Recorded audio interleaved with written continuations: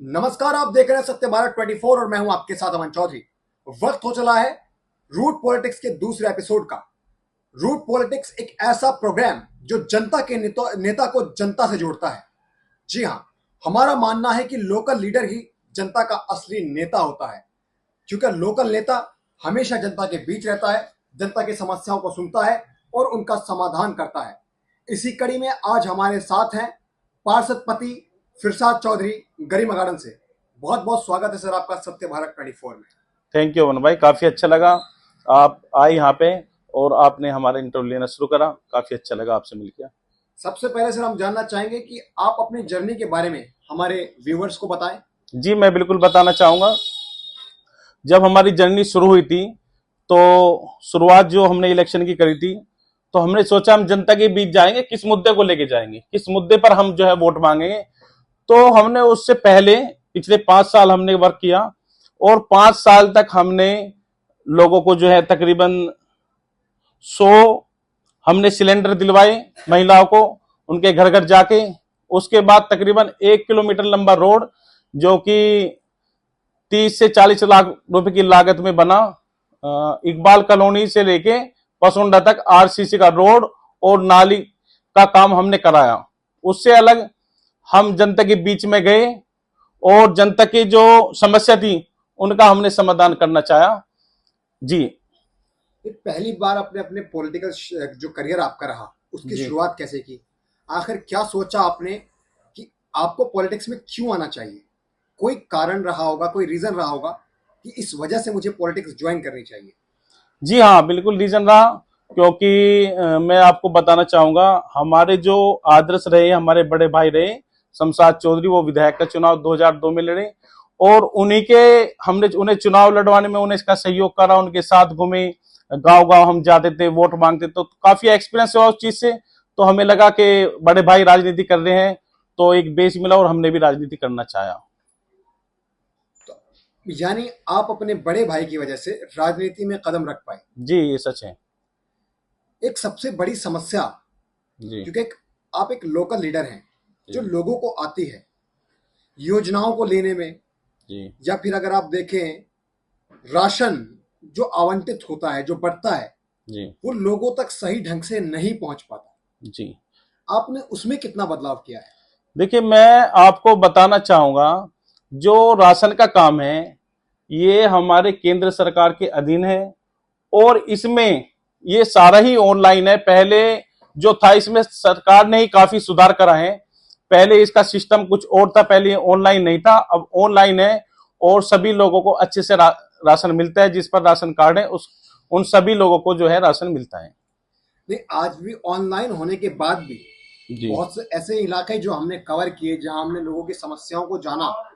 गरीबों की सबसे बड़ी जो समस्या थी वो यही थी कि लोगों को राशन ढंग से नहीं मिल पा रहा है। आजकल शहरों और गांव में लाइट की बड़ी समस्या है।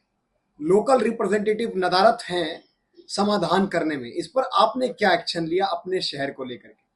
देखिए मैं आपको बताना चाहूंगा, जो बिजली विभाग है ये बिजली विभाग हमारे अंडर में नहीं आता है, लेकिन अंडर में आना एक अलग मसला है। जी एक सबसे बड़ी जो चीज है वो ये है कि आपने मतलब कितनी कोशिश की। आप कंप्लेन कर सकते हैं, जी जी शिकायत दर्ज करा सकते हैं। मैं उसी पे आ रहा हूँ। देखिए मैं आपको बता दूं, जो बिजली विभाग का जो काम है, और हमारे यहाँ पे गरिमा गार्डन में जब सर्दियां चल रही थी तो बिजली वाले हमारे पास आए और उन्होंने हमसे कहा कि हमें ट्रांसफार्मर रखने के लिए जगह चाहिए। अब ट्रांसफार्मर रखने के लिए जो जगह, यदि 50 गज का प्लाट भी आप यहाँ पे लोगे तो ना होने में 50 गज का प्लाट 50 लाख का है, तो इस चीज के लिए जगह कौन देगा? ये सबसे बड़ी समस्या। कोई भी आदमी कितना भी बड़ा नेता हो, कोई भी जगह नहीं देगा। तो हमारी ये कच्ची कॉलोनी है और इसमें ये समस्या इसलिए है क्योंकि ट्रांसफार्मर जो है जितने हमारी कॉलोनी में आने चाहिए थे, जगह कहीं नहीं है। तो ये जगह का अभाव है। लोग गलियों में जो है कुछ ट्रांसफार्मर रखे भी गए हैं, लेकिन समस्या का पूर्ण रूप से समाधान नहीं हो रहा है। और हमने इस बारे में एप्लीकेशन कई बार हम दे भी चुके हैं और बिजली के जो अधिकारी हैं, एसडीओ और एक्शन और जय वगैरह से हमारी बातचीत हुई भी है, लेकिन समस्या वो कहते हैं जगह नहीं है। अब सरकार को इसका फैसला करना चाहिए और सरकार से हम जो अनुरोध करेंगे, और सरकार जो सरकारी जमीन कुछ खरीद दे, हमारे यहाँ पे कुछ जमीन खरीद दे सरकार, या कुछ जमीन ऐसी देख के जिसपे जो है ट्रांसफार्मर लगाए जाएं। हम सरकार से इस चीज का अनुरोध कर सकते हैं, क्योंकि कॉलोनी का कोई लोग या कोई कॉलोनी का लोकल नेता इस चीज का समाधान नहीं कर सकता। सिर्फ हम अनुरोध कर सकते हैं और सिर्फ हम एप्लीकेशन इस चीज के बारे में दे सकते हैं। तो आपने एप्लीकेशन दी, लेकिन उसका अभी तक कोई रिवर्ट, कोई जो है रिप्लाई नहीं आया अभी तक, ऐसा कुछ? हाँ, बिल्कुल रिप्लाई नहीं आया, क्योंकि जगह है ही नहीं।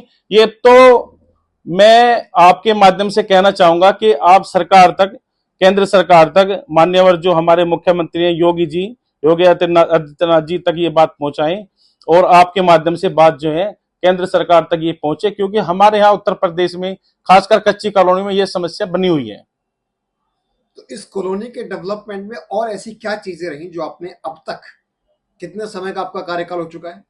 जी, अब तक अराउंड 3 साल का कार्यकाल आपका हो चुका होगा जी, 2-3 साल के आसपास का। जी, तो इस समय में जी, आपने जनता के लिए क्या किया जो आप बताना चाहेंगे जनता को? बिल्कुल बिल्कुल, अच्छा, बहुत ही अच्छा सवाल आपने अमन भाई किया है, और मैं इसका जवाब देना चाहूंगा।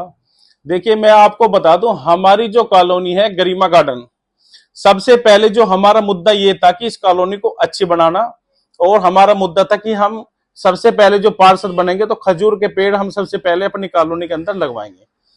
तो आप जाके देख सकते हैं, इकबाल चौधरी के कोठी के सामने पूर्व पार्षद जी के हमने खजूर के पेड़ मेन रोड ईदगाह वाले रोड पर लगाए, और काफी अच्छे हरे भरे पेड़ हो रहे हैं। ईदगाह के मैदान के पास कई रोड पर हमने जो है खजूर के पेड़ लगवाने का काम करा। जो जिला गाजियाबाद के अंदर पहला पार्षद मैं रहा जो खजूर के पेड़ लेकर आया और अपने वार्ड में खजूर के पेड़ लगवाने का कार्य किया। इससे अलग स्पेसिफिक खजूर के पेड़ ही की कोई कारण रहेगा? जी, अब मैं पूरी बात बताना चाहूंगा आपको, क्योंकि मैंने लोगों से वादा किया था कि मैं खजूर के पेड़ भी आपके वार्ड में रोड पर लगवाऊंगा, और अच्छा सौंदर्यीकरण का कार्य मैं कराऊंगा। और आपके यहाँ पे जो हमारे यहाँ पे गरीब स्कूल से जो रोड है उसका बनवाने का काम भी हम करेंगे। हम जो है अपनी मेयर जी से जाके मिले, हमने उनसे अनुरोध करा, और तकरीबन हम इसका 2 साल से अनुरोध कर रहे थे।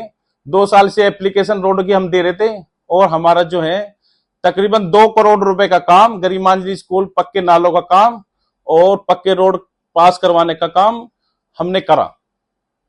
नहीं, मेरे उस सवाल का स्पेसिफिक जवाब अब तक नहीं मिला। जी, बताएं आप। जैसे आपने बताया खजूर का पेड़, यानी पेड़ तो बहुत सारे हैं, आपने एक ही पेड़ को स्पेशलाइज क्यों किया? बिल्कुल, आप समझ सकते हैं कि खजूर के पेड़ की जो सुंदरता होती है वो सबसे अलग है, और मेरा चुनाव का पहला मुद्दा था खजूर के पेड़ लगवाने का, इसलिए मैंने खजूर के पेड़ लगवाए। आपने सुंदरता की वजह से? जी, बिल्कुल बिल्कुल। खजूर के। एजुकेशन सेक्टर में आपने क्या बदलाव किया? आपको लगता नहीं कि गांव या शहर जी के युवाओं को शिक्षा अच्छी मिलनी चाहिए? जी, उसके लिए स्कूल में आपने क्या किया? जी, क्या आपने कोई नए स्कूल बनाने की एप्लीकेशन दी? जी, क्या आपने जो वर्तमान यहाँ अगर सरकारी स्कूल मौजूद है जी, उस पर कभी जाकर निरीक्षण किया कि छात्रों की स्थिति क्या है वहां? जी, या फिर कभी देखा कि टीचर्स क्या कर रहे हैं, टीचर्स बच्चों को पढ़ा भी रहे हैं कि नहीं? जी, आजकल हम देखते हैं कि बच्चों को फर्स्ट सेकंड क्लास में ABCD भी ढंग से नहीं आ रही। जी। तो इस पर आपने क्या किया? देखिए, मैं आपको बताना चाहूंगा, हमारी पूरी टीम जाके वहां पे निरीक्षण किया, मैं ही नहीं, मेरे